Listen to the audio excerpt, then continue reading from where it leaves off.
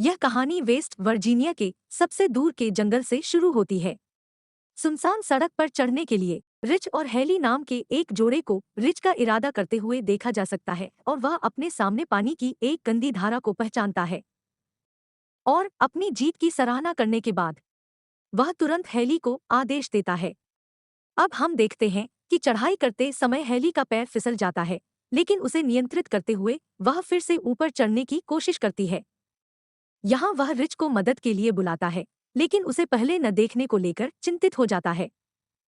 अचानक वह अपने चेहरे पर गिरे खून की बूंदों को देखकर चौंक गई। वह रिच पर नजर रखती है, जो किसी के द्वारा गिर गया है। कोई कुछ भी समझने से पहले उसे जबरदस्ती ऊपर खींचने लगता है, लेकिन वह अपनी रस्सी काटकर खुद को संभालती है।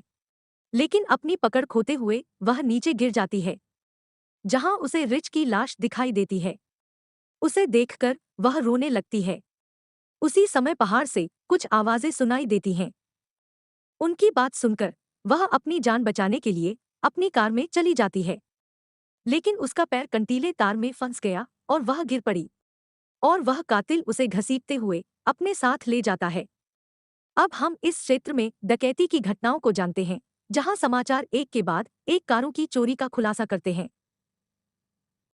यहाँ तक कि लोग इस क्षेत्र में जादू टोना देखने का दावा भी करते हैं। हम फिर से इस क्षेत्र में एक गुजरती कार देखते हैं, जहां हम देखते हैं क्रिस जो दूसरे शहर में इंटरव्यू के लिए जा रहा है। यात्रा के दौरान वह ट्रैफिक जाम में फंस जाता है और जब ट्रैफिक आगे नहीं बढ़ता तो वह खुद को लेट पाता है। कार से उतरकर वह सामने खड़े ट्रक के पास जाता है, जहां उन्होंने ट्रक ड्राइवर से ट्रैफिक जाम का कारण पूछा।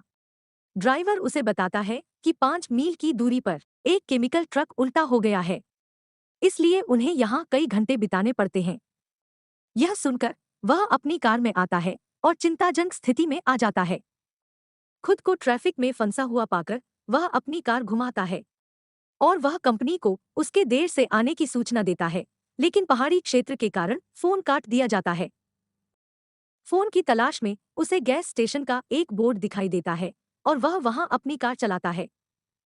रास्ते में वह एक के बाद एक बिना मालिक की कारों को देखता है और उनके पास से गुजरते हुए वह एक गैस स्टेशन पर पहुंचता है, जहां उसकी मुलाकात एक गैस स्टेशन के मालिक से होती है, जो एक बीमार व्यक्ति लगता है। अब वह कंपनी के लोगों को कार मिलने की सूचना देने की कोशिश करता है, लेकिन वह संपर्क नहीं कर सकता क्योंकि फोन बंद हो चुका है। अब वह गैस स्टेशन के मालिक से दूसरे पते के बारे में पूछता है, जो शहर की ओर जाता है, लेकिन वह उसकी बातचीत को नजरअंदाज कर देता है। अचानक उसकी नजर वहां के कटे हुए नक्शे पर पड़ती है, जहां उसे शहर की ओर जाने वाला उबड़-खाबड़ रास्ता नजर आता है। अब वह इस सड़क के बारे में गैस स्टेशन के मालिक से पूछता है। यह सुनकर वह इस तरह से जाने का सुझाव देता है। अब वह उस रास्ते की ओर बढ़ता है, जहां वह घने जंगलों को पार करते हुए एक चौराहे पर पहुंचता है, जहां उन्हें शॉर्ट्स कट का बोर्ड नजर आता है। यह सोचते हुए वह अपनी कार को उस उबड़-खाबड़ रास्ते पर ले जाता है और वह एक मरे हुए हिरण को देखता है, जिसके परिणाम स्वरूप उसकी कार आगे की कार से कुचल जाती है। दोनों कारों में एक घातक दुर्घटना होती है, लेकिन क्रिस बच जाता है। इस कार के मालिकों ने अब उनसे संपर्क किया है और उनके स्वास्थ्य के बारे में जानकारी ली है। खुद को बहाल करते हुए वह उनसे अपनी गलती के लिए माफी मांगता है और अपनी ओर से नुकसान का भुगतान वापस करने की बात करता है। साथ ही बीच सड़क पर कार के रुकने का कारण भी पूछते हैं, जहां फ्रांसिन का जवाब होता है कि किसी ने सड़क पर कंटीले तार बिछा दिए हैं, जिससे उनकी कार का टायर पंक्चर हो गया है। उनका एक दोस्त कॉल के लिए पिछले गैस स्टेशन पर जाने का सुझाव देता है, लेकिन क्रिस ने उन्हें वहां जाने से मना किया।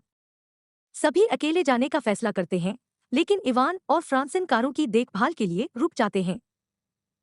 अब उन्हें रास्ते में एक मरा हुआ नेवला मिलता है। ऐसा लगता है कि किसी ने उसे बीच में फाड़कर फेंक दिया है। दूर चलने पर उन्हें कारों के जलते टायर दिखाई देते हैं, जो खतरे का संकेत देते हैं, लेकिन वह आगे बढ़ने के लिए कहता है। वहां हम फ्रांसिन और इवान को देखते हैं, जो पास की झाड़ियों में हलचल महसूस करते हैं और वह जांच करने जाता है, लेकिन फ्रांसिने उसे न पाकर चिंतित हो जाता है। वह खोज करने के लिए उसके पीछे जाती है। चलते चलते उसे इवान का एक जूता दिखाई देता है। जैसे ही वह उसके पास जाता है, इवान का एक कटा हुआ कान भी दिखाई देता है। यह देख वह रोने लगती है। फिर एक व्यक्ति उसे मौत के बंधन में बांध देता है। हम सड़क के अंत में बचे हुए लोगों को देखते हैं। चारों लोग मदद के लिए हाथ आगे बढ़ते हैं। चलते समय वे एक घर की खोज करते हैं और मदद के लिए उसकी ओर बढ़ते हैं। कारों की संख्या देखकर क्रिस परेशान हो गया। वह मदद मांगने के लिए दरवाजा खटखटाता है। जल्द ही उन्हें पता चल जाता है कि घर में कोई नहीं है। सभी संपर्क करने के लिए अंदर आते हैं, जहां उन्हें एक डाइनिंग टेबल दिखाई देती है। इससे पता चलता है कि इस घर की लंबे समय से सफाई नहीं की गई है। दूसरी तरफ शीशे और कार की चाबियां मिली हैं। फ्रिज खोलकर वह हैरान रह जाता है। हम रेफ्रिजरेटर में विभिन्न अंग पाते हैं। जेसी को वही कांटेदार तार दिखाई देता है जिसने उसकी कार का टायर फाड़ दिया। अब चारों भागने लगते हैं। उसी समय क्रिस खिड़की में झांकता है और वहां एक आने वाले वाहन को देखता है। चारों पीछे के दरवाजे की ओर भागे, लेकिन दरवाजा बंद पाकर सभी डर गए। दूसरी तरफ हम देखते हैं कि कातिल कमरे में प्रवेश करता है और बस फ्रांसिन के शव को फेंक देता है। और हम क्रिस और जेसी को देखते हैं, जो जख्मी हैं और उन्होंने उसके शव को देखा। हम उन 3 नरभक्षी को देखते हैं जो पहली बार फ्रांसिन के शव को मेज पर रखते हैं। वे उसे अपने नुकीले औजारों से काटना शुरू कर देते हैं। इस रक्तपात को देखते हुए जैसे ही जेसी चीखने वाली होती है, स्कॉट उसके मुंह पर अपना हाथ रखता है। कुछ देर बाद वे नरभक्षी मृत शरीर को खाकर गहरी नींद में सो जाते हैं। मौका पाकर सभी चुपके से निकलने की कोशिश करते हैं। इस दौरान एक नरभक्षी उनकी तरफ देखता है। उसे देख सभी पीछे की तरफ भाग निकले। पहली नजर में नरभक्षी उन्हें ढूंढते हुए वहां पहुंच जाते हैं और क्रिस उसका ध्यान अपनी ओर से हटाने के लिए चिल्लाते हुए उनके वाहनों को चुराने का इरादा रखता है। हालांकि एक नरभक्षी ने उसे गोली मार दी, जिससे वह गिर गया और घायल हो गया। इसे देखकर तीनों हैरान रह जाते हैं। अब हम देखते हैं कि स्कॉट जंगल में भाग रहा है। ट्रक को देख वह उसकी ओर बढ़ा। उसी समय एक तीर ने उसे छेद दिया। वहीं बाकी 3 अपनी जान बचाकर भाग निकले। कुछ ही दूरी पर उनका ट्रक कीचड़ में फंस गया और उन्हें ट्रक को पीछे छोड़ना होगा। तीनों उन्हें बचाते हुए जंगल से सड़क की ओर बढ़ते हैं। दिन शाम हो जाता है और वे नरभक्षी उनमें से 3 का शिकार करने जाते हैं। दूसरी ओर तीनों थककर एक स्थान पर विश्राम करते हैं, जहां कार्ली उन्हें देखने के लिए कहती है। जैसे ही वे मुड़ते हुए देखते हैं, उनके सामने एक प्रहरी दुर्ग दिखाई देता है। उन्हें आनंद की अनुभूति होती है और हम उनमें से 3 को ऊपर चढ़ते हुए देखते हैं, लेकिन वहां कोई न मिलने का उन्हें दुख है।